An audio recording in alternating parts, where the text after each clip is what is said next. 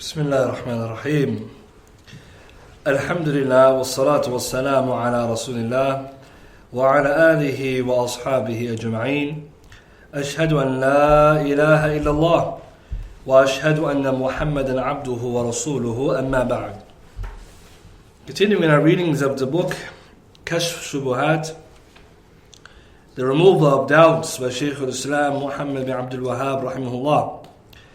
We paused on the discussion in relation to the meaning of La ilaha illallah and how La ilaha illallah, it means that there is no deity worthy of worship in truth except for Allah, and that it is signaling Tawheed al-Uluhiyya or Tawheed al-Ibadah, which of course is necessitated by Tawheed al-Rububiyyah. The Shaykh, he mentioned, and we paused at this point, that the people of his time, the mushrikun of his time, he said they used the love Sayyid, the term Sayyid, which means a master, to intend by it something other than its meaning. And so we'll comment on that. What is intended by that? He says, وإنما يعنون بالإله ما يعني المشركون في زماننا بلفظ السيد. That rather they intended by ilah the same thing as they intended by polytheists in our time when they used the term Sayyid.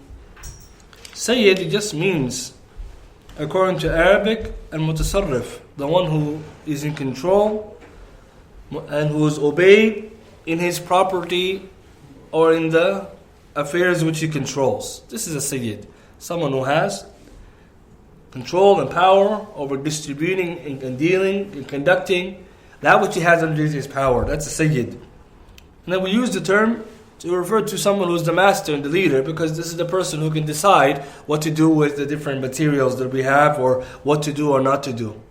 So he says that with this meaning, some of the polytheists of his era, they used the term Sayyid to refer to someone who in his hand he has an ability to intercede with Allah and to deny those who wish to be interceded for.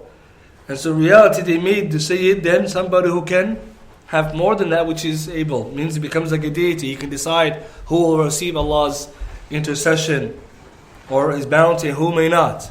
And so that's what they were intending. And we said before, changes in meaning of a word or changes in a word doesn't necessitate anything. We have to look to the meaning. So somebody may change the meaning. So for example, instead of calling somebody a mudabbir, for Allah is the one who is al-mudabbir, the one who controls and administrates the universe.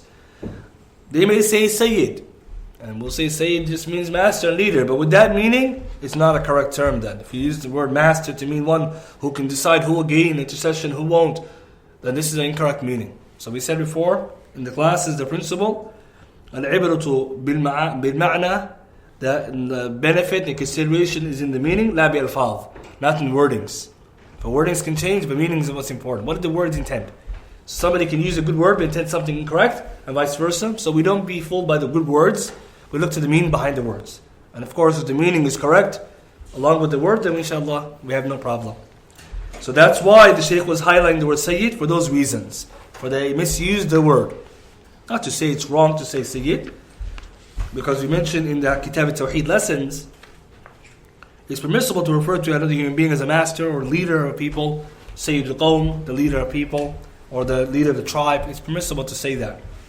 But the Messenger sallallahu alaihi wasallam, out of his humility and also his fear that people will misuse that, he didn't like people referring to him as a Sayyid, even though he is the master of the creation. Of all the humans, he's the best. And a Sayyid ibn walid Adam wala fakhar. I'm the master and the leader of all the human beings, but I'm not arrogant. Then the Shaykh, he moves on to discuss. He says that what is intended by this testimony, he's talking here about the testimony of La ilaha illallah, is the actual meaning which it conveys, and not merely its pronunciation. The ignorant disbelievers knew that the Prophet ﷺ meant with his testimony that Allah alone should be singled out with all worship and devotion, while disbelieving in everything else which is worship besides him, and forsaking this. For indeed, when the Prophet ﷺ said to them, La ilaha illallah, They responded, has he made the gods only one? Indeed, this is a curious thing. So here the Shaykh is teaching us the word or the kalima, La ilaha illallah. It isn't something we say, mujarrad lafziha. It's not simply some articulation in the tongue. For we have to know what it means, and we have to know its conditions and what it entails. For those reasons that the Prophet ﷺ came to the Quraysh and told them, La ilaha illallah, they immediately rejected, for they knew what it necessitated. It would necessitate taking all worship, directing all worship to Allah, and denying worship from the false deities. And for them it was a culture. In some ways even became business. For the people that come to the Kaaba and to worship and to do trade there, it became also what they thought erroneously as a pathway to Allah. So of course they had this kind of hostility. But when Allah says in the Quran that they were told to say La ilaha illallah, they said أَجَعَلَ الْآلِهَةَ إِلَهًا وَاحِدًا. Has he made all the deities, all gods into one? إِنَّ هَذَا لَشَيْءٌ عُجَابٌ. This is a very curious thing. So why did they reject? For they knew what it meant. And so this is a benefit that to understand the meaning of La ilaha illallah is so important. It's not good enough for someone just to say it. Of course, it's possible that somebody be in a state where they don't know the meaning. It means they're new to Islam, a child. But they're educated, they're taught what it means and what are the conditions. So we need to pay attention to that. For we know, مَنْ قَالَ لَا إِلَهِ إِلَّا اللَّهِ دَخَلَ الْجَنَّةِ. Whoever says there's no deity worthy of worship except for Allah will enter paradise. What we know from the conditions of La ilaha illallah is ilm. You have to have knowledge. So you can't bear witness to something which you don't understand. Because if you do, you're going to end up violating it. So for example, you say La ilaha illallah, and you still think it's acceptable to go to the graves. Because to pray to them, because you didn't connect the meaning. So for those reasons, we remember the hadith of Uthman radiallahu ta'ala anhu. Who remembers the hadith? So what's the proof that knowledge is a condition for La ilaha illallah? Yeah, fa'alam, this is one ayah. Know that there's no deity worthy of worship. But there's a particular hadith they mention that helps us. Man mata wa huwa ya'lamu annahu la ilaha illallah dakhala jannah. Whoever dies and he knows. So along with the ayah, the brother mentioned this ayah, this hadith. Hadith Muslim, Hadith Uthman radiallahu ta'ala anhu. Man mata, whoever passes away. وَهُوَ يَعْلَمْ, and he knows La ilaha illallah, means he has knowledge of it. Because the Prophet ﷺ didn't want us just to be an ummah who just says La ilaha illallah, we didn't know it. And remember, the affair of teaching La ilaha illallah and explaining it took so much the time of the Prophet ﷺ. In fact, his entire da'wah is characterized by tawheed. Why? Because Islam is rooted in firm belief. It's rooted in the understanding of Allah's rights. So we need to be careful that our conception of La ilaha illallah is not just the word. Of course, there are instances where somebody, he may not have an in-depth knowledge. For those reasons, they're educated. For example, children. You may teach them La ilaha illallah and its conditions and its meanings, and they forget. No sin on them, for they forgot their children, they're learning, but they're taught. And later on, when they're more capable, they will understand and be reminded. When someone is a new Muslim, they say La ilaha illallah, they're Muslim. But we need to educate them on the conditions. And for us as Muslims, we need to know it very well.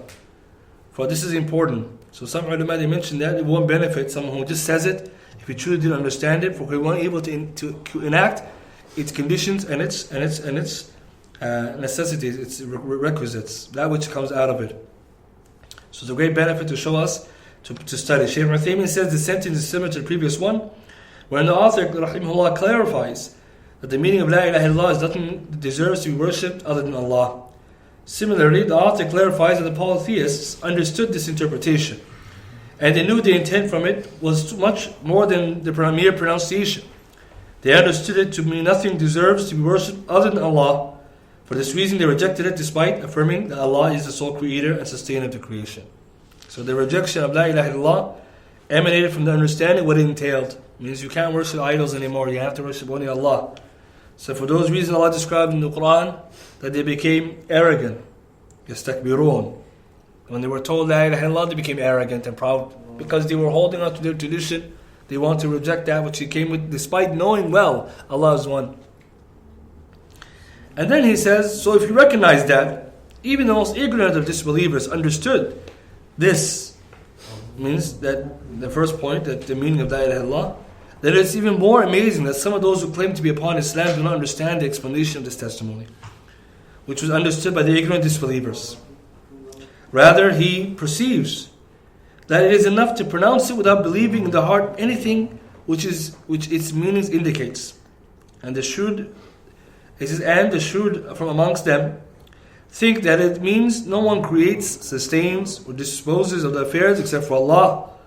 And there is no good to be found in a person who even the most ignorant of disbelievers are more knowledgeable of the meaning of La ilaha illallah than him. So very powerful words here to remind us that the polytheists, they had some knowledge of what the La ilaha illallah meant, despite their disbelief. Because they're Arabs, right? They understood the Arabic language.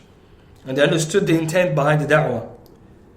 So here he says that there are people amongst him, his time, Shaykh Ibn Uthaymeen, rahimahullah, his time, who didn't understand La ilaha illallah. Rather, they were even more ignorant than disbelievers at the time of the Prophet ﷺ, for they didn't know what La ilaha illallah really entails. And this is a grave matter. For we still find, even amongst us as Muslims, people perhaps their understanding of La ilaha illallah is not complete, or is insufficient. And for those reasons, it has entered amongst us as Muslims different types of polytheism, whether it be on the tongue, by statements, or actions, or beliefs. And so as Muslims, the statement and the understanding of Tawheed is of utmost importance. And this is why we always focusing on Tawheed. For it's nothing more important than Tawheed.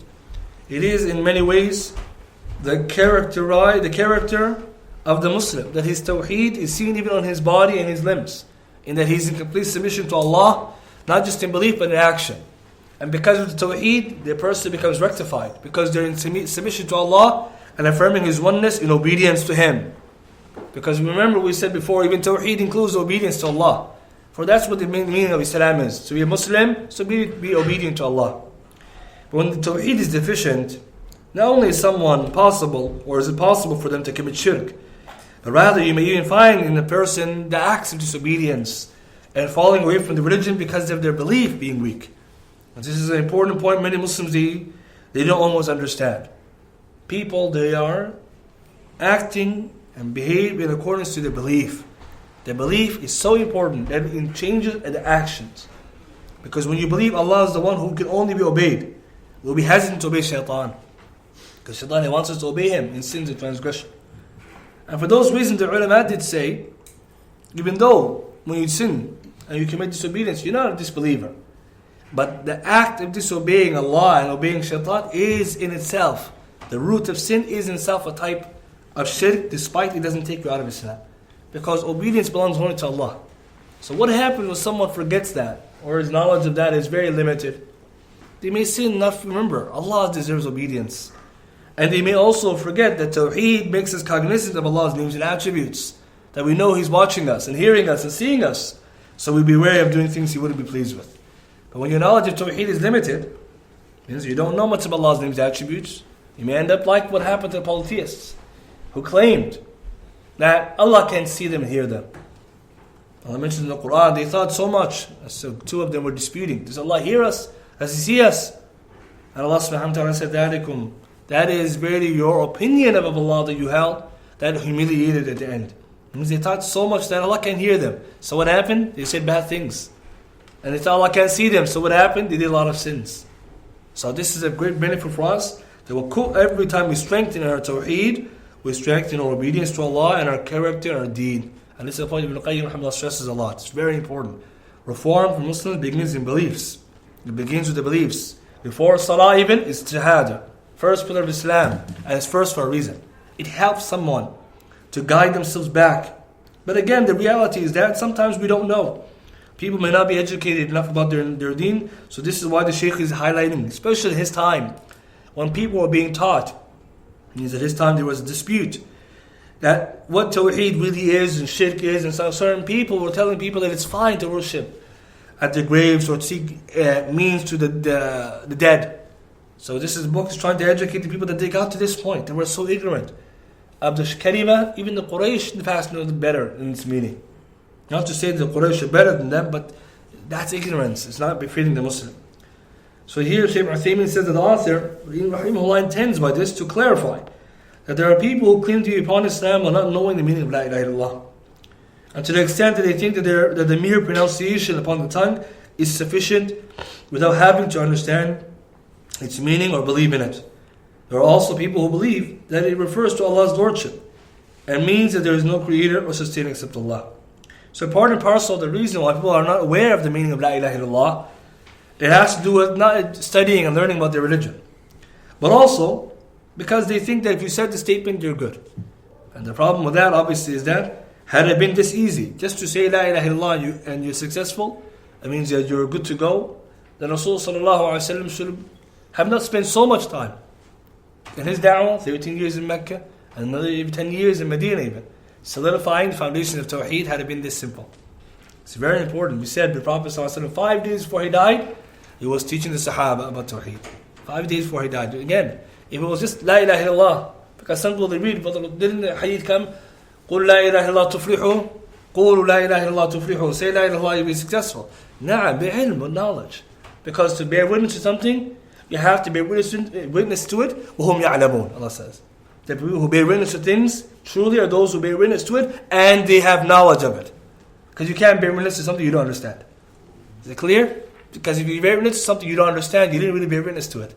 I mean, you did, but you haven't really, because you don't know what you bear witnessing to. So that's a great benefit to show us that we shouldn't be misled. Because sometimes shaitan will trick us and say, well, you said the kalimah, and you're going to go to paradise just on that alone. Yes, we have to have mercy, but also fear. We have to remember Tawheed should be able to, is our guidance, is our way to paradise, but we need to fulfill it.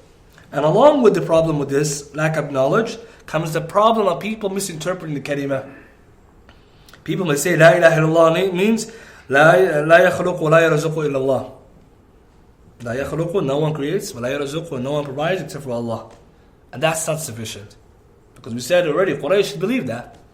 So why would the Prophet ﷺ have a problem with Jahl, Abu Lahab, all of these Quraysh, if they believed this, if they already believed it, if that was the meaning of La ilaha illallah, they should all have been considered Muslims.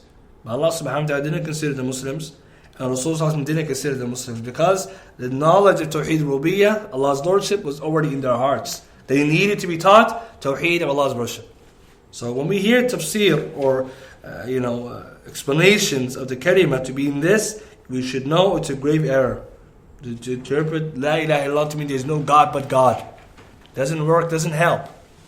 Because if you're trying to prove that there's only one God, then this is something which most people agree to. That there's at least a God. And if someone doesn't believe that, then you come with different tactic to da'wah.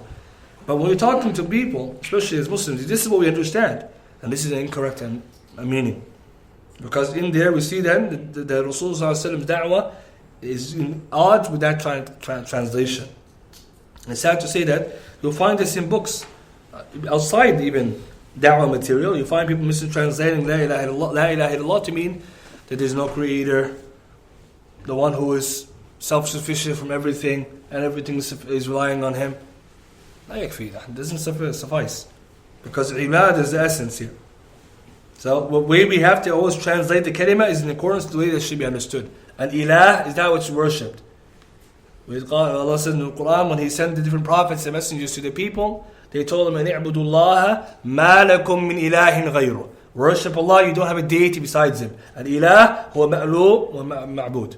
Is it clear? Is that which is worshipped and that which the worship is directed. Ma'lūh wa ma'būd. It's not just that which is the creator. And so this is one of the reasons why people don't have a proper understanding of the kalimah. Then he says, there is no good to be found in a person, when even the most ignorant of disbelievers are more knowledgeable of the meaning of La ilaha illallah than him. SubhanAllah, a great warning that we shouldn't be in that category.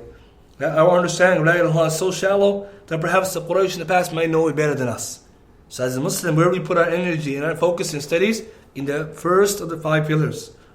And that's why the ulama they always stress. When it comes to the 5 pillars, there are 5 of them. It begins with the kalimah. Shahadatayn, the most important, we should not skip over them. And again, Tawheed needs always to be reviewed and studied. It's not something you do part of your life. You make tajdeed, to renew your Tawheed. It means sometimes you're feeling low in your Iman. You read about Allah's names, attributes, about His right to worship, how to worship Him, about His control of the universe. It increases your Iman. And it reminds you of Allah. Because sometimes we forget. So this reality we see for those of us, we need to teach our fellow Muslims, our classmates, our family about La ilaha illallah. Because Allah subhanahu wa ta'ala wants us to have knowledge of it with proper knowledge. And you may also wonder that people, when they learn about Islamic knowledge, the shahad and the kalima sometimes is underrated and underestimated or undermined. It should not be something that's undermined. It should be studied properly and thoroughly because it's the foundation of our deen. The Shaykh then he comments further saying, in Shaykh al-Islam, the author, so if you understand with certainty of the heart what I have mentioned to you, and you understand the reality of shirk, which is associating partners with Allah, about which Allah said, certainly Allah does not forgive that partners are associated with Him, but He forgives whatever is less than that for whom He wills. And if you understand the religion of Allah, with which all of the messages were sent from the first of them to the last of them, is only the religion which will be accepted by Allah, means if you understand these points, then the next conclusion coming is by necessity, by default, like it has to be accepted. And so he reminds us again that if you know what Tawheed is, and you have to have certainty in your heart in relation to it, and you know what shirk is, and reminder, Allah doesn't forgive shirk if you die upon it. Inna Allah la yaghfiru an yushraka bih. Allah doesn't forgive that you associate any partners with Him. وَيَغْفِرُ مَا دُونَ ذَلِكَ لِمَن يَشَاءُ. And He forgives whatever He, or for whomsoever He wills, whatever He wills. This is the danger of shirk. That's how dangerous it is. And so when you don't know Tawheed, you're susceptible to falling into shirk. And when you don't know Tawheed, no shirk, then it's possible that you may not even able to perform the actions the way that they're supposed to be done. For the conditions of the actions to be accepted, we know both two of them, which is number one, ikhlas, sincerity, and secondly, al-mutaba'ah, has to be done the way the Prophet ﷺ did it. But some ulama add number three, al-Islam. That is correct. You have to be Muslim first.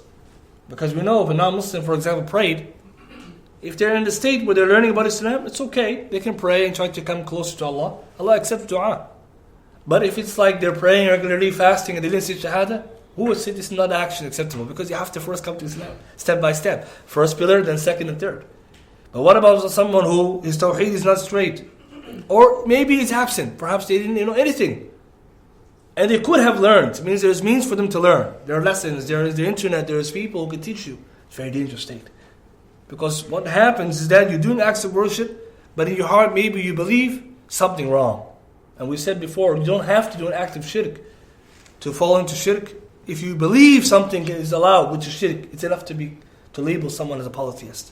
It means that someone believes in their heart, it's fine to bow down to idols besides Allah. Even though they never did it. That's how dangerous it is. So imagine how dangerous it could be for someone to sidestep the importance of Tawheed. So we need to think, even as ourselves, as Muslims, how much attention are we giving to Tawheed in our lives? How much attention are we giving the foundations of our faith? And then, he also reminds us that if you understand this, and that the messengers were all sent with this, then the next point I'm going to mention, you should understand. Here is an important benefit. Shaykh Ibn Uthaymeen adds, the scholars, they differed, we mentioned this before, about the issues of minor shirk following into this ayah or not. And the scholars, they differed. Is minor shirk included in the one Allah won't forgive Yawm al-Qiyamah? Or is it exempted? Some said yes, because it's called shirk. Some said no, because it's a major sin, and major sins are forgiven. But nonetheless, all of them agreed it's still dangerous. A very dangerous affair. Because it's between one and the two. Either it falls in the first part of the ayah, إِنَّ اللَّهَ لَا يَغْفِرُ أَن يُشْرَكَ بِهِ, or it falls in the second part of the ayah, وَيَغْفِرُ مَا دُونَ ذَلِكَ. So whatever way you want to look at it, still they agree. Minor shirk, like showing off, as dangerous it is, it falls here. And as a benefit as well, we need to be careful when we say La ilaha illallah, this is the best of the good deeds. The shahada, it's the best of the good deeds someone can do. For enters him into Islam, or her into Islam. The worst of sins is shirk. And sometimes people, they mistakenly tell people that shirk is the unforgivable sin. You have to qualify. It means if you die upon it. Because if you tell someone shirk is not forgiven, then how are they going to become Muslim? Sometimes you hear this, people they say this without qualifying, they say shirk is never forgiven. Then the person will say, I'm done for then, I already committed shirk. When you die. This is what we have to clarify, because we find people, sometimes they say it without explaining it. Allah, He doesn't forgive shirk if someone dies upon it and it's major shirk. Minor shirk is different over. But we shouldn't say, Allah doesn't forgive in dunya. When you're alive, in Allah yaghfiru dhunuba jami'a. Let it be clear. We have to be honest and very clear. Because Allah tells in the Quran, tells non-Muslims, they can come if they come forward to Islam, or they come to accept Islam, يغفر لهم ما قد سلف. Allah will forgive you that which you did before. So we shouldn't be just phrasing it like this because it misses the point. Sahaba, they did shirk, they came to Islam. Everyone comes to Islam, and Islam yujib ma qabl. Islam erased that which came before. So when you say shirk is not forgiven, when someone dies upon it. So even us as Muslims, if you commit shirk, means by accident, knowingly, unknowingly, Allah will forgive you if you make tawbah. Now the Shaykh continues. Before we continue there, we want to mention a benefit, which might also explain why sometimes people fall into having lack of knowledge of Tawheed, and that's because they blind follow in the matters of beliefs. In Islam, is it permissible to blind follow in your belief system? Means the foundations of it. We're not talking about the details. The details, the falsid, we've got Aqidah al-Mufassala, the detailed Aqidah. This is different. Perhaps someone might not know everything about Tawheed and Aqidah. But the basics, like how do you know Allah, who is Allah, 5 pillars of Islam, can we blind follow someone in that? Means that we don't know anything, but we just, someone so taught me and I just take it, or so my parents said it and I take it. No, you have to have understanding and knowledge of that. So the more correct, if we need even issues of beliefs, there is no taqleed. You yourself have to study it, understand the basics. And of course, if you don't remember the proofs, the very least you know that which is believed in. Means maybe you don't know all the proofs, but you know there are ayat and hadith clearly show 5 pillars of Islam, Allah is one. So this is an important point, because when some people do this, they relegate the issues of studying Tawheed and Aqidah to the Imam or the leader amongst them. And then they take everything that person says without investigating and thinking. Well, Allah He tells in the Quran that we have to study, and part of our study is to know with knowledge. And knowledge means some evidences. We have to know something's proven. So when it comes to your belief system, you don't believe because someone believes. And this is not allowed in Islam. This is very important. You don't say, I believe there are malaika that exist, Allah created angels because so-and-so believed that. It's not acceptable. You believe it because Allah said it in the Quran. And it's in the hadith, and we know from the basics of faith. Not because my father believed in it, I believe in it. Because it's so important. Because sad to say, sometimes that's how we inherit our religion, right? We learn from our parents. Sometimes we don't even learn. Our parents are Muslims, so automatically I'm Muslim. Which is true, but until you sway away from the religion altogether or decide not to be. But most people, they don't try to learn. And this is important that we don't do that. Many scholars, they comment on this, like Imam As-Safarini, rahimahullah, and others, that there is no taqleed. There is no blind following the belief and creed from the fundamentals we're talking about. As for the detailed matters, then a person may not be capable of studying all of them, so he's able to ask somebody who is reliable to tell him, our beliefs also in these regards are like this. So important, because this is where the problems come. This is where a lot of problems come.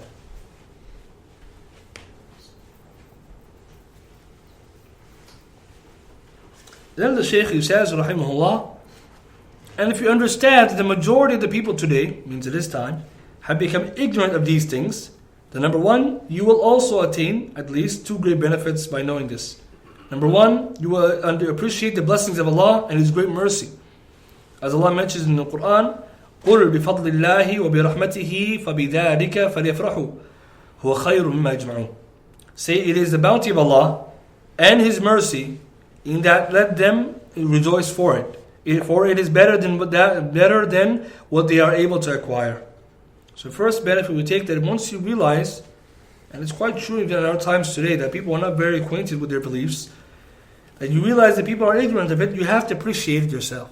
Once you know the truth, you have to appreciate it. So here's a benefit we take, that appreciating of this benefit is one way to keep it. It's very important. If Allah blessed you to have proper understanding of Tawheed and Aqidah, that Allah saved you from committing polytheism, which is a great, great, great benefit and blessing, because many people have been tested in trial to think that that is the correct way to reach Allah is polytheism. That you have to thank Allah. You have to be grateful to Him. It's a great blessing. The greatest blessings of Islam is the religion of Islam. And this is a blessing we have to be. قُلْ بِفَضْلِ اللَّهِ, Allah says, by say in the bounty of Allah and His mercy, in that you should rejoice. You should rejoice. Because not everyone has this capacity or this blessing. And the reality is that there's, in the world in general, there are more people who are polytheists or fall into some type of shirk than those who are upon Tawheed. This is just how Allah subhanahu wa ta'ala has tested the people. People have to come to the reality that Shaitan is misguiding people to here, this door. So if Allah saved you from it, you have to be thankful to Him. Because when we talk about the bounties and blessings of Allah, we think material. Blessings of Allah can also be that which relates to your soul. And the greatest blessings is Islam. Anyone knows the proof of that? The greatest blessing we have is the religion of Islam. Yeah. Khair hadi, okay, the best of guidance of Muhammad sallallahu alaihi wasallam. But how can we prove Islam is a blessing? We always hear this, the best blessings of Allah, Islam is the best of blessings. Yeah. Yeah, well, this ayah itself is one of them. قُلْ بِفَضْلِ اللَّهِ. So some ulama say بِفَضْلِ اللَّهِ وَبِرَحْمَتِهِ is Islam. So this is the best blessing. Allah called it a bounty. Say by Allah's bounty, they say this is Islam. And then along with that, the other evidence, the brothers they mentioned to show that the Islam is the most important. And it's also referred to in the Quran. So to the Shafat. So Safat, Allah mentioned in the Quran about a man who was reminiscing about another human friend he had in the dunya who wasn't a believer. And some of us, we know this story. When they're in paradise, he said, I used to have a friend. And he used to tell me, do you believe in Allah and the Qiyamah? I wonder what happened to him, to which they would tell him, look down, they'll see him in the hellfire. And this is so important because this person himself, Allah blessed him to be in paradise, and then he realized the person who used to accompany, who had doubts with him and he didn't believe, he was in hellfire. So they said in there at that moment when he realized the bounty of Allah, he says, وَلَوْلَا نِعْمَةُ رَبِّي. If it wasn't for the bounty of my Lord upon me, i.e. Islam, فَكُنْتُ بِالْمُحْضَرِينَ, I would have been amongst them too. So that's a dalil wadih. He called Islam نِعْمَةُ رَبِّي. It's Allah's bounty upon him. And it teaches us that if you understand that Allah saved you from shirk, Allah saved you from these things, so you should thank Allah. And how do you thank Him? By acting upon the Tawheed. Worship Allah more. Come closer to Him, because Allah saved you from the things other people were trialed with. And again, we see today amongst our society how much people they're lacking those things. They're lacking guidance. They're lacking maybe the correct tools to learn, or maybe they're even lacking belief altogether. And when Allah gave you belief, you thank Allah. Because when you thank Allah and you come closer to Him, He gives you the bounty. He allows you the bounty to remain. إِنَّ اللَّهَ لَا يُغَيِّرُ بِنِعْمَةٍ أَنْعَمَهَا عَلَى قَوْمٍ. Allah doesn't change the bounty which is blessed to people حَتَّى يُغَيِّرُ مَا بِأَنفُسِهِمْ, until they change their own selves. If you want to know how to preserve the bounty Allah gave you, keep yourself grateful. When you change, the bounty will go. This is actually something we see in our own lives. When we're ungrateful for what Allah gave us, it goes. Sometimes you see it yourself, when Allah gave you iman and zeal for the deen and you didn't nourish it further. Maybe you trade it for that which is less. Games, fun, free time. And you find yourself now lacking. I don't feel that iman again, rush I used to feel in the beginning. Well, you weren't grateful as you could have been. But the hope is that we can always come back to Allah. No one to say in that case, you keep going. No, you come back to Allah. But we take this very important, all the bounties we have in our lives. We should not take it for granted. We thank Allah, and by thanking Allah, it remains. But if you don't, here we go. And then the Shaykh, he says, when he mentions this point, and you should, Shaykh Ibn Uthaymeen mentions the benefits and the delight that the servant displays for being blessed with knowledge and worship is from the affairs which are praiseworthy, as mentioned in the prophetic hadith. Means it's permissible in Islam to feel happy about Allah bounty, blessing you with acts of worship and having knowledge of His deed, and all of these things. Hadith, many of us are familiar with, Bukhari and Muslim. لِلصَّائِمِ فَرْحَتَانِ فَرْحَةٌ عِنْدَ فِطْرِهِ وَفَرْحَةٌ عِنْدَ لِقَاءِ رَبِّهِ. That there are two bounties, two blessings for the person who fasts. Two moments where he's happy and delightful. When he breaks his fast, because you get to eat. And the second one, you meet your Lord. Yawm al-Qiyamah, for the good reward you get. So it's permissible to feel good about this, the acts of worship Allah blessed you with, and to have knowledge and awareness of Him. He says another benefit that you gain from it is that it causes great fear. Because if you understand that an individual may disbelieve with the utterance of a single word from his tongue, he may say it out of ignorance and he may still not be excused for his ignorance. So here, the Shaykh teaches the second benefit, which is that it is possible. The first benefit, that when you know this reality, be grateful. The second one, it leads you to becoming more fearful of Allah. For somebody, when he knows that the reality that not everybody is blessed with knowing Tawheed the way it is, he becomes scared and fearful of shirk. Because Rasulullah taught us to be afraid of shirk. It's important. Shirk is something to be afraid of, that we don't give Allah His right. Sometimes we emphasize the right of others, but we forget Allah's right. Allah's right comes first. حَقُّ اللَّهِ عَلَى الْعِبَادِ أَن يَعْبُدُوهُ وَلَا يُشْرِكُوا بِهِ شَيْئًا. Allah's right upon us to worship Him sincerely and not to commit shirk. First right. And all rights you should be giving, you should give Allah's right first. It's important because in our society, we tend to think rights of others, rights of Allah first. And then on top of that, you get scared. Did I do injustice to Allah? Did I commit shirk and not give Allah His right? The same way we have, our parents have right on us. Family, one another. If someone did someone else wrong, you fell short in the right, you know how that feels when you meet the person and how you feel like you wronged them. Allah's right is Tawheed.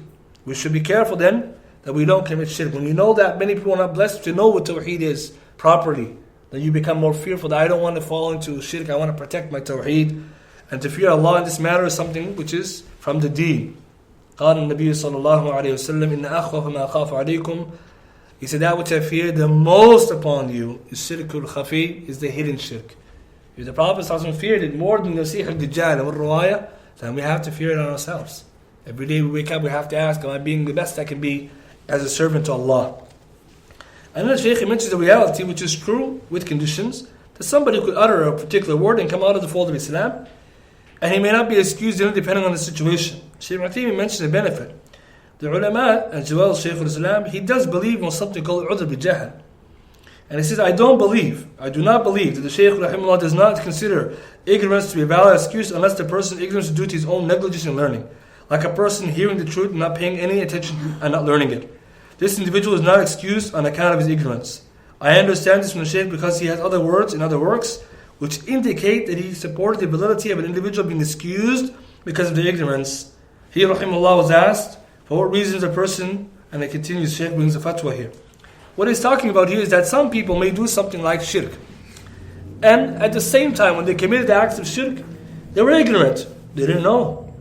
So are they excused for committing that? Yes. If they were ignorant and they didn't know any better. It's called udhr bi-jahl. An excuse by way of ignorance. And it's one of the a'dhar, one of the excuses somebody's given. Because it's a very important topic and it's a very lengthy and extensive one. But some people fall into it, into extreme, in that they indulge in this topic so much they get confused and they confuse others. Udhr bi-jahl is something thabit, established in the Quran and Sunnah. And somebody may say something and they don't know any better and they're ignorant. But Allah excuse them for their ignorance. Just like we say, somebody could say something haram or kufr by accident. Are they considered disbelievers by it? No. Because we know, from the mawani', from that which prevents, the preventatives of takfir, that which protects someone from being a disbeliever, is to fall into an action, kufr, or shirk, bi-jahl, or nisyan, forgiveness, or khata, by accident. We mentioned examples before, and we'll mention some now to clarify the matter, because some people, they misunderstand this. Udhr bi-jahl, it means you're ignorant of something, and you have an excuse for the ignorance, but with condition. And in certain ignorances you can't be ignorant of, certain things, certain matters. For example, somebody may be living amongst Muslims, or in Muslim land, scholars are present, knowledge is there, masajid, halaqat, khutbah, yet this person doesn't pray. He may even say, you didn't know you have to pray. Is this fathomable? Somebody who was in the Muslim lands, seeing people praying, hearing in the khutbah, hearing in the lesson, at the microphone, he said, I didn't know we had to pray salah. I didn't know it's from 5 pillars. That excuse is not valid. Because it's easy, accessible, learning has been given. And the same is true for people who could have learned. But we're talking about someone who didn't know any better, no one taught him, and the means of learning were not available. So for example, this is very important, we don't rush to declare someone a disbeliever, and rush to declare somebody a polytheist for an action until we do the steps that are necessary. Because sometimes people, they don't understand there's a process. We gave the example of the hadith Bukhari Muslim of the man. Rasulullah gave the parable of a man who was riding and traveling as he's riding camel, and he loses the camel, and he's afraid he's going to die, and he finds the camel while resting under a tree. Allah is more happy with the tawbah of the servant than that man is when he finds the riding camel. So in that narration, what did the man say at the end of the narration? He was so happy.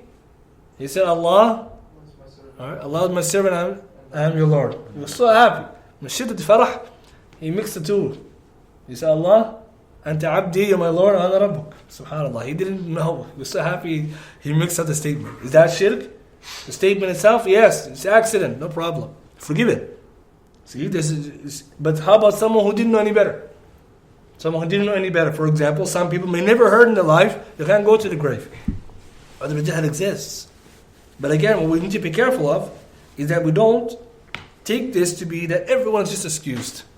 Someone may come and excuse everybody. It goes case by case and also based on circumstances, but it exists.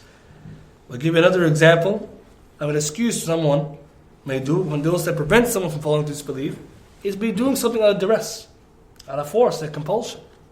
And we know the narration of Ammar ibn Yasir, radiyallahu ta'ala anhu. When Quraysh, they compelled them to say something bad about Rasulullah, otherwise they wouldn't free him. And they were holding him. So he said it in order to free himself. And Allah subhanahu wa ta'ala mentioned in the Quran that someone who does this, means someone whose heart is firm with belief, and kufr hasn't spread to his heart, then it doesn't harm him. Because the person is said on his tongue that which is not his heart. And he's forgiven because the Rasul said, and Allah wada' an ummati, Allah has forgiven my ummah, and that which they do from nisyan, and that which they're forced to do. So then if we take that, we can't say, oh, this person, despite the compulsion, you can't, he's out of Islam still. There's excuses like this exist. And even you might find another example. Right? Like the man who, you find again in Sahihain, the man who, before he passed away, he asked his family members and relatives to cremate him into ashes and spread his ashes in the sea. When Allah resurrected him and asked him why he did it, he said, out of fear of Allah. And perhaps he didn't know you couldn't do this action, but Allah excused him. So the benefit we take that there is udhr al-jahl, but Shaykh Ibn Uthaymeen mentions the point that this is due to when there is no negligence on that person's part to learn. And then he brings a fatwa to prove the Shaykh al-Islam believed in udhr al-jahl, because some people come and they mischaracterize the Shaykh and say he didn't believe people were excused for their ignorance. And this again is just lies and propaganda. The Shaykh believed in udhr al-jahl from his own words, and also he did not accuse anyone of being a mushrik or kafir except after establishing the proof on them. So very important we give people their rights. And nowadays justice and what's it called, equality, integrity towards others is diminished. People are not fair when they speak about others, and that sometimes they harbor biases and just try to mischaracterize someone. He's clear from his wording that he believed in it. Now what we take as well, the Shaykh highlighted that as long as not due to someone's own negligence in learning, and we take a benefit from that somebody should not be one of those people who has a chance to learn but did not. When we covered before, many of us we studied the 10 nullifiers of Islam. The last one is that one that deals with people leaving off learning and acting upon the religion. Now, it's possible someone could exit the fold of Islam if they don't learn anything about it, or nor want to learn anything about Islam, or they don't act upon anything of the religion of Islam, nor want to. And what we take from this is that the dangers involved in falling into i'rad, turning away from the religion. Now what does this mean here? It means perhaps some people are ignorant about this religion, and this is possible, of course, and we know. And the only reason for their ignorance is the fact that they don't try to learn. They don't try to practice their faith. They have means in front of them. These people are held accountable Yawm al-Qiyamah. If they had the means, they would just rejected it. Because the reality is Islam is a religion of knowledge. Not a religion of just blind faith, and you have to study, you have to learn. إِنَّمَا الْعِلْمُ تَعَلُّمُ. Knowledge is by studying. مَنْ يُرِدِ اللَّهُ بِهِ خَيْرًا يُفَقِّهُ فِي الدِّينِ. When Allah wants good for someone, He gives understanding of the religion. So, if we find ourselves that we don't know something about the faith, means the basics, we have to study it. And again, we're talking about the basic elements, not the more advanced. Everyone is capable of doing that. Whoever Allah gives tawfiq and time and effort, they can do it. But those who want to study the basics, everyone should know the basics of their faith. So this is why this is important, because if there's means to learn and you didn't take it, you'll be held accountable. Because when it comes to the dunya, we see that the reality is opposite. Means perhaps this same person who might not be knowledgeable about the Islam, when it comes to the dunya, they're very knowledgeable. They seek all means to learn. But when it comes to the deen, they don't have that concern. And so for those reasons, Allah criticizes those people who make i'rad. Like the example of the hadith, جاء ثلاث نفر, the three men who came to sitting and the Messenger ﷺ was teaching. One that came close, one that sat in the back, one walked away. And so the shahid, the hadith we want to take is the one who walked in the back. He saw the lesson, he just walked away. So Rasulullah ﷺ said that one who turned away, Allah turned away from him. It means he saw the lesson. There's the means for the learning, he just walked away. And that's very dangerous that we don't be like those people who, when we have in front of us opportunity to learn, and we're like, I'm too busy. Again, it's basic to your faith. We're not talking about things that will only be extra. Things about, like, you have to know. And that's why we might say that many times when Muslims they fall into doubts and confusions is due to this. Not paying attention to learning. Islam is a religion of learning. Just take a look at the biography of our Imams before, and our Salaf and our Sahaba, how in-depth of knowledge they had, the efforts they made to learn, and then what has happened to us as a ummah. We lost our reading tradition. We lost our tradition of studying. Not that all of us, but the vast majority of us. And learning Islam became something optional to the point that even the basics has become outsourced to the local imam. As if he will take hisab for us Yawm al-Qiyamah. And we know Yawm al-Qiyamah, we ask 3 questions. No one else. And we don't believe, as some strange people believe, that even the imam can answer 3 questions for you. We don't believe that. Everyone in the grave will be asked those 3 questions. And that's where it comes to the foundation. Man Rabbuk, who's your Lord? وَمَن نَبِيُّكَ, and who's your Prophet? وَمَا دِينُكَ, and what's your religion? Those questions will be asked. And that's proof Islam teaches us to be prepared in the basics. At the very least, you have to know your faith. And this is the dangerous thing, because the reality shows that people tend to understudy when it comes to Islam, overstudy when it comes to the worldly life, and then wonder about Islam and question Islam. Is Islam correct? I don't know. Did we even make effort to learn in the beginning? It's because this is, I believe, one of the greatest causes of these confusion and doubts, a lack of knowledge, a lack of effort towards knowledge. And so for us, one way to turn away from that danger is by trying our best to study and make effort, like we are trying to do now in the weekly lessons. You come and you learn, because Allah subhanahu wa ta'ala will barak in your life, but also protect you from the things that you should be afraid of, which is shirk. And then here, the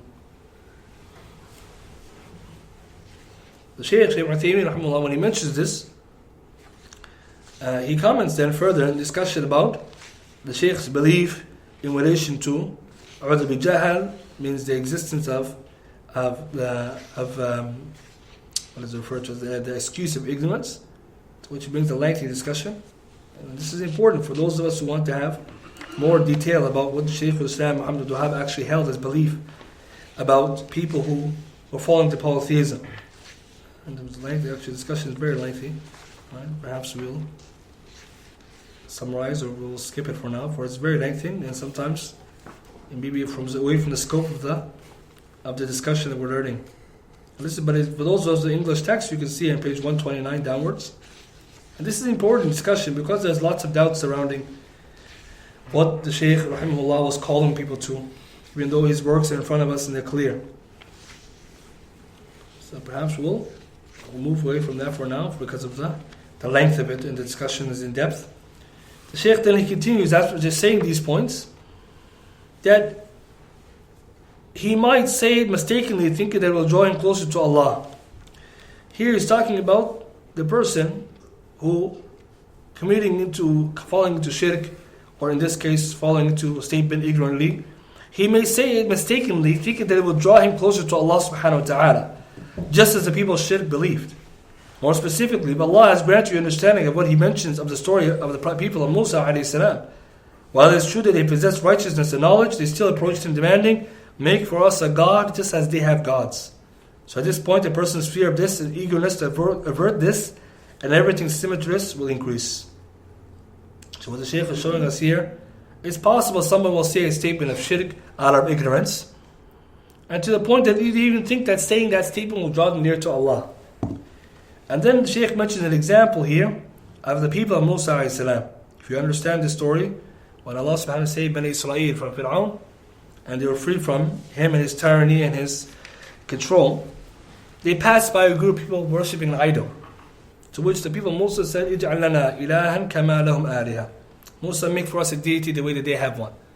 And this comes from what they were used to in the past, of worshipping idols and shirk. So they were still in them, despite Musa teaching them and giving them knowledge. So the Shaykh says you should be afraid of this matter as well.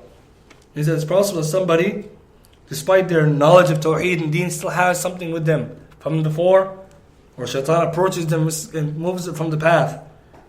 And this is why it's so important for us to never feel safe, that we will be protected from Tawheed, shirk, just like that. We have to make effort. Make effort, so important. Because if we think, just because I know, I've grown up a Muslim, I've never committed shirk before, this will not necessarily protect us. Allah subhanahu wa ta'ala even tells the Prophet sallallahu alaihi wasallam and the prophets before him, if you were to commit polytheism, Allah will destroy all that which you have done of good deeds. So even the prophets and messengers who never commit shirk, and they always upon tawheed of Allah, Allah reminds even them that if you were to do it, it will destroy all your good deeds. What about me and you? Then we're human beings, and shaitan is still alive. And so we take a benefit from this. The believer should always be cognizant and aware of the bounty of Islam in their life. And that bounty comes with being grateful and also being fearful. It's very important to be fearful. Every bounty we have, be afraid that Allah can take it from us if we don't do the right thing. We don't come with righteousness and piety. Inshallah, we'll end with this much. And for today, inshallah, if anyone has any questions or anything they want to mention. I ask if you can elaborate a little bit about how the shirk or kufr can be related to the aql and naql issue, where it can, affect. Allah Alam, is it's not clear. Yeah. Like the intellect, right? Like Allah He said in the Quran, have you seen the one who's taken their own intellect? I think the other translation is the one who's taken his own desires as his own God. Right? So Ibn Taymiyyah Rahimahullah, he wrote a thesis on the whole aql and naql issue. So from what I understand is that naql always takes precedence before the aql. But it seems like, the difference they also mentioned regarding the Athari and Ashari creed. They say the main theological issue is the aql and naql issue. So, yeah. That question, I think it's a very detailed question in terms of its answer, the aql and naql. Ahl Sunnah wal Jama'ah in general, because Ibn Taymiyyah Rahimahullah, the book, Dar Ta'al, the aql wa naql, and discussion of it is very detailed. Right? It's beyond, I think, the scope of our discussion here. But the summary of what we believe, Ahl Sunnah wal Jama'ah, is that there is no contradiction between the two, that the presidents should always be given in preference to the naql, to the recorded text, which are in line with the aql.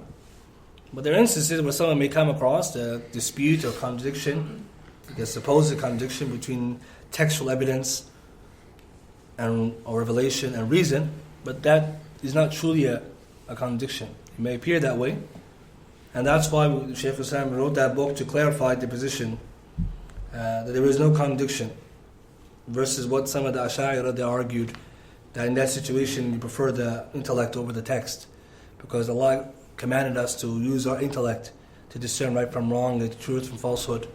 But that's a big discussion, right, which is very big and lengthy. Right? So could you say the aql, you mean if it's sahih fitra? Is that it has to be a rightful, yeah, because it has to be an upright, sound intellect. And that's why he mentioned the famous statement that you will not find in the authentic texts and the sound intellect any type of contradiction. Right? So this is what's intended. And of course, in there's variance in terms of someone's intellect has been skewed, or is not sound, or the text is not authentic, and etc. But again, it's a very big discussion. But we'll say it in summary, that's what the position of Al-Sunnah al-Jama'ah that the Shaykh was teaching us. And of course, there's so much more into that, which is nuanced now. So how do you combine between udhr bil-jahl and also judging based on what is apparent?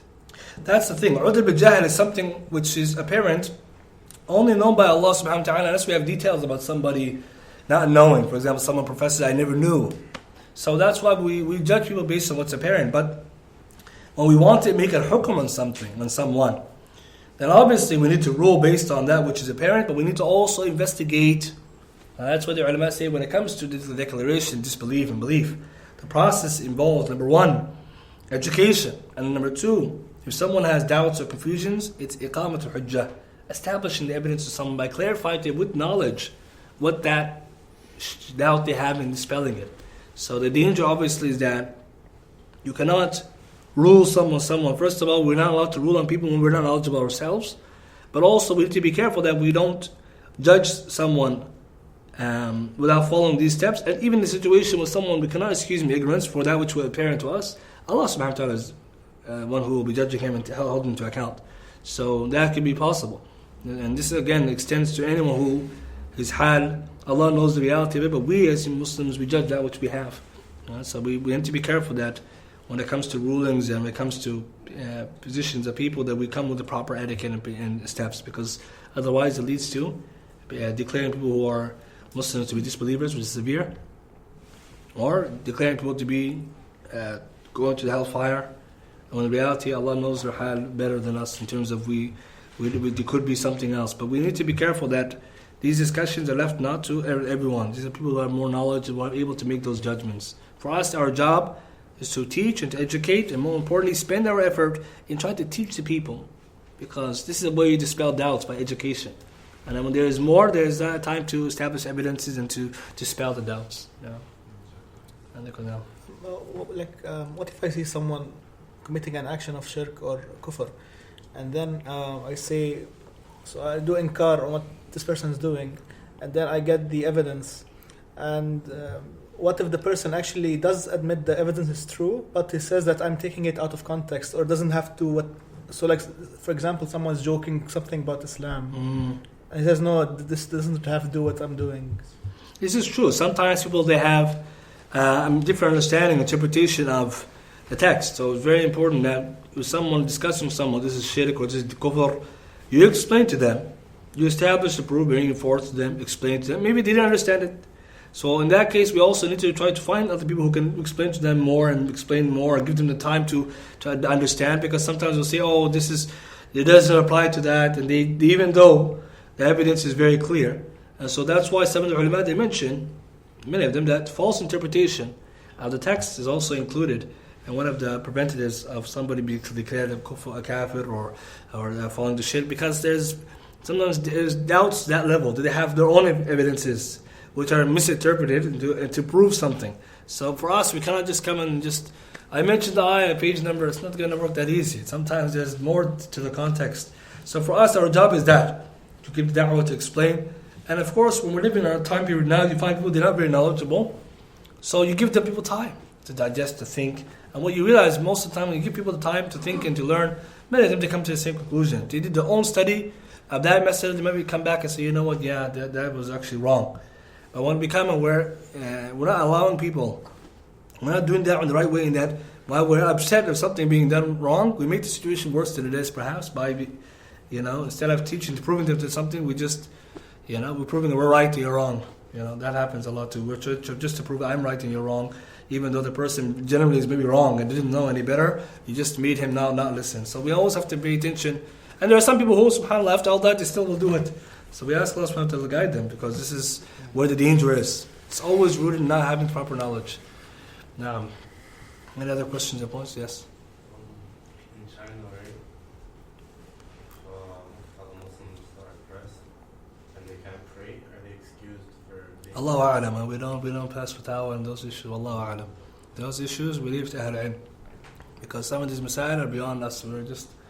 We stick to that which we know, right? Because some issues we cannot comment on. Allahu a'lam. It's very big issues, and again, like, we understand from that which we know, but in terms of the ruling, Allahu a'lam. Now, so in terms of if we come across someone who we can see is acting upon or doing something that is of innovation or possibly shirk, how do we go about advising them? So very important. When we ever see someone doing something wrong, it could be shirk, it could be innovation, it could be just see something weird, it's not Islamic, we need to come to people with knowledge and wisdom. One of the most important things when you're doing da'wah, approach to people with knowledge and wisdom and fair preaching. So you see them doing something wrong. So you don't come and you just say, what are you doing? And you make it something terrible, especially if you condition the person who you're talking to, you don't know them. They're not very close to you, they're family or anything that you have some type of familiarity with them. So you can obviously be harsh. For the asl is that you be lenient. Harshness has its place as well, but of course there's rules. So what you do, you come and say, so-and-so, what were you doing there? And you may ask them, can you share with me that act of worship? And they will explain to you what they're doing. And you say, and then you explain to them what you understand of Islam to be this is my understanding, what I know Allah said and the Messenger said. And you allow this person, maybe you have with you something else, maybe you have an evidence to say this is okay, and through this dialogue the person will come to realize maybe they don't. and to ask them to be careful because there are certain things to learn, and direct them to learn more about it. Because what happens is the person feels that he's not being attacked for the ignorant, and when someone's ignorant something, the enemy. It's going to be an enemy to whatever you're saying. What you're telling them is not going to change what they're doing if you tell them they're wrong. When they hear that, this personal defense of people is that you're trying to pick a fight with me and saying I'm wrong. So what you do is you show them that, well, we know what Islam is this, but maybe you know something because you're doing it, and that's important. You can't just accept worship of knowledge. And the person will quickly realize, maybe I don't have anything. Because they might see that that's how I used to do it. And you invite them to learn. It's like, come, let me show you something. Maybe they could help you to learn more about it. And then through that process, they understand they're doing wrong. But rahma wa rifq wa leen, this is how we do da'wah. Because at the end of the day, people are ignorant. If we think that we're going to teach people by yelling, shouting, and also sometimes just, showing our own power and authority, it's not going to work. And that's why it's important we give the people a chance. But sometimes we are the ones who are mistaken. Right? Something might be shirk. That's something clear, maybe. But sometimes it could be something innovation. Innovation to you. Right? Maybe not to him. Maybe he has not the upper hand. They have the evidence that you didn't have to show that it's not even innovation. Maybe it's just something which is itself is makruh, or it could be something halal. So you yourself don't always, unless you know for a fact this action, the innovation, or you know for a fact, or this you know for a fact the disbelief. So we still need to come with the natija. Look to the outcome. Because sad to say, sometimes we rush to do the good, which is to enforce, enjoying the good and forbid the evil, and the outcome is not that. All we have done now is we made more evil now. The person has animosity. وَإِنَّ مِنْكُمْ مُنَفِّرِينَ. Some of you turn others away. We have to always be careful, especially like we see now, people at their threshold and understanding of Islam is not as strong. So we have to be very lenient. And remember the statement of Shaykh Ibn Baz, rahimahullah, هذا الزمن نحن في العصر. This asr is asr al-rifq wal-leen. We're in a time period of leniency and kindness. Be lenient, right? But also with knowledge, etiquette. If you look at the ulama, how they did, some of them, you see how they interact with people, what the amount of knowledge they had and what they knew. With other people who something which they didn't know, you see the interaction was always lenient and kind. And that person will realize it quickly themselves, yeah, maybe this is not right. And sometimes the actions speak louder than the words. For example, someone was doing something wrong, and you walk in and you do something right. They say, wow, this person looks more religious than me, and they did it this way. I shouldn't do it that way. And sometimes that's all it is. Some people, they don't know any better. They see you do something, they follow you. But you came, you didn't have to say anything. You did it right way, then he's going to follow you. And this is something that shows you, again, as Muslims, we need to look around our circumstances. And sometimes things are solved after a while. Right? Sometimes people, they have another misconception. You give them time. One time. You can't expect to talk to somebody one time and tomorrow they're going to change. Because you didn't change like that, so they're not going to change like that. Right? This is so important. Sometimes we forget. It took us a long time to become guided, and we expect people to become guided tomorrow. كَذَلِكَ كُنْتُم مِّن قَبْلُ. Allah says, that's how you used to be before, فَمَنَّ اللَّهُ عَلَيْكُمْ. And Allah favored you. So when we see people come with rifq and leen, imagine that was you. And you don't have to tell everything's wrong what they're doing. For example, you come with the qaima, this you're doing wrong, this. Just explain to him one thing, one at a time, step by step. And that's what's important too, because when you look at people, you look at how can I rectify the situation. So doing one thing wrong, you correct that one thing. If it's the most important. But when you also show this person trusts you, then you can show them many other things slowly. Okay, hey, maybe you want to read this, maybe this is that. And then you can correct a lot of things for them. So you come and you correct everything. And this is not the way. Same way if someone were to meet us and they corrected all our mistakes. We just become defensive and say, no, this person just wants to look for fault. So leniency is important, and always try to become example, take your role model, the Rasul sallallahu alaihi wasallam. It's very important. Remember him, how he was with his companions, how he dealt with people. It's very lenient, but knowledge, wisdom. Another question is, why do people choose or fall into shirk rather than tawheed? Is it because of desires or kibr or ignorance or?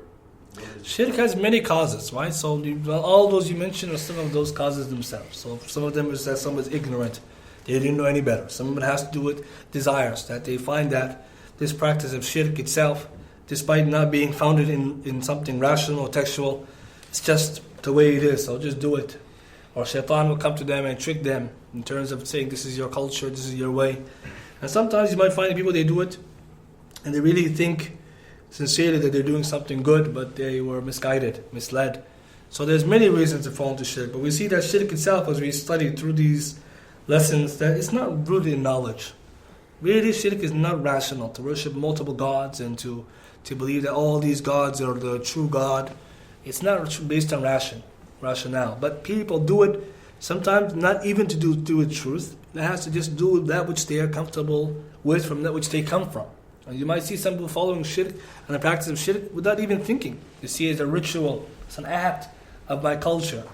And so as Muslims, when we look at people who do shirk, we need to also remember that this is what shaitan he wants, by lessening the affair, making it less than what it is. They might tell you it's just differences, different ways to reach Allah. Some may come and they may think, shaitan may tell them Allah is one, but there are different ways to reach Him. One way is to the deities and the idols. And maybe someone else will think, instead of that way, I'll only go to Allah. So, very important that we take into factors. And you might even find that sometimes, as Muslims ourselves, we see the people who do the shirk, they don't know any better, so we need to always come with that approach. This should be our default. We assume they didn't know.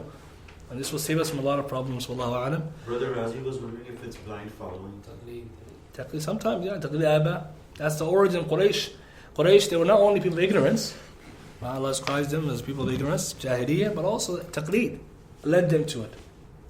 They said in the Quran, وَجَدْنَا آبَاءَنَا عَلَى أُمَّةٍ. We found our people, our forefathers in a particular religion, and so we followed them. So this is so dangerous, because if you think this way, then you're not really going to open yourself to the truth. If you just think that what came before you is always right, means what my forefather did, my father did is correct. So this is true. Taqlid is another one. You mentioned that the disbelievers at the time of the Prophet ﷺ, they understood the getting that, but and because of that they rejected it, and because of that they were described as proud. So when it's mentioned in the Quran, this quality, pride, can it apply? Does it only apply to disbelievers, or can it also apply to Muslims in a similar aspect where they understand something but they sort of turn away from it, knowing that? Yeah, it's true. Pride itself, and to be proud of something, to be arrogant, is probably another way of saying it. It affects the Muslims as well, to turn away from the truth. So one of the reasons people turn away from truth when it comes to them is kibr. Because kibr is batar haqq, is to look down upon truth and reject it. This is the asl of it. So if someone brings you something true and you know it's true, but you don't want to accept it because you think you're better, you have something better, just because someone told you something, even if it doesn't matter what it is, this is kibr. So it's not only that the polytheists were described this way, even Muslims can fall into kibr. And kibr itself is very dangerous, because it shows that when somebody truth comes, it needs to be accepted, no matter where it comes from. That's the nature of it. Truth is truth. So this is true. Even the believers can fall to arrogance and to reject truth. And so if that's the reality, sometimes we need to give people time. So maybe you said what you said was true and they didn't want to accept. So you wait. Wait for them to remove that arrogance from them and their pride, and they come and say, yeah, I thought about it. This is right. Because initially it could be arrogance, and maybe the whole time is arrogance. It's not fact, it's not based on knowledge. So subhanAllah, may Allah protect us. No. Question. You spoke about people who blind follow something because other people do it, and so we can conclude that following something blindly isn't the way we should go. But what if you understand something is a rule Islamically, but you don't understand why that rule exists, right? Why something might be prohibited. That knowledge isn't there for you. So for you to follow that now is to follow the ruling blindly. How do you approach that? So it's a good question when it comes to blind following and its other aspects, like when you are incapable of understanding something. Or sometimes you couldn't access the understanding of it or the evidences to prove it, but you follow that opinion for someone more knowledgeable held it and shared it with you. This is permissible when someone is not capable of doing himself their own investigation. So we say in beliefs, we cannot do it because beliefs require certainty. And certainty can be reached, the ulama said, when you take it from someone blindly. Means someone tells you Allah is one. Correct. But that's not going to allow me to reach certainty, because what if that person was wrong? So I look to see, okay, where does Allah say in the Quran? Qul Allahu ahad. Oh, Allah says one. Okay, it's a sound fact. So because certainty can only reach when you investigate and learn with knowledge. That's what they say in issues of beliefs, you need certainty. Certainty can only reach through knowledge and study. But when it comes to other issues, for example, fiqh issues or issues regarding fatwa verdicts, and you go to somebody and you tell him, hey, listen, this is the issue I want to learn, and they tell you the answer, they mention many things you don't remember, you don't understand, you just know the conclusion, it's fine. Because in your particular state, you didn't know any better, and that you couldn't do more than that, so you sufficed. Obviously, it's the person who's telling you with some type of reasoning and evidences. They're not just telling you it's good, it's bad, and because in that situation you wouldn't trust him either, because if everything is just good and bad, you'd be like, I need to be careful, it's my deen. But if they explained it, but yeah, I couldn't grasp it.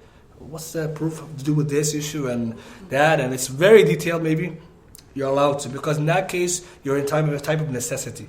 So it's much different than creed. Creed issues, alhamdulillah, is simple and clear. And the problem is that when you don't root your creed in even those evidences, that's when it gets shaky.